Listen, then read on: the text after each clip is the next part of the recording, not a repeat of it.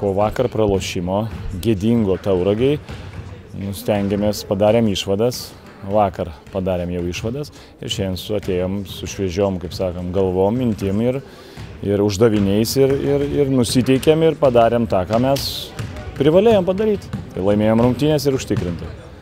Turbūt didelį faktorių suvaidino šiandieną būtent kova po lenta, kurią, sakykime, ypatingai pirmoje rungtynių pusėje labai ženkliai laimėjote.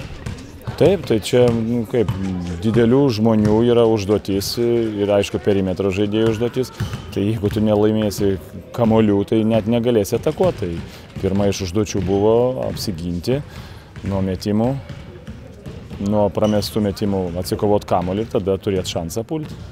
Dabar laukia atkrintamųjų rungtynių etape, laukia Kauno derbis. Ką galite pasakyti apie tas rungtynes ir kur galbūt stipriosios pusės būtų jūsų komandos prieš Kauno kitą atleto ekipą? Taip, Kauno derbis, bet tos stipriosios pusės, aišku, mūsų, mes kaip skaičiuojam reguliariam čempionate, mes su pratęsimais. Kiekvienos rungtynės buvo po vieną, po du pratęsimus, mes pralošėm mikrodvikovas, tai mes stengsimės ištaisyti klaidas, pasidaryti namų darbus ir stengsimės įrodyti, kad mes stipresni.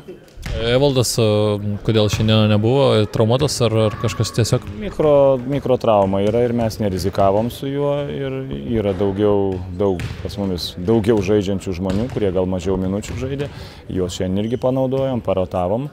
Taip kad ruošiamės dar rytoj rungtynėm, taip kad jau toliau play-offai bus. Tai šitos rungtynės ir rytoj bus pasiruošimas atkrintamosiom varžybom.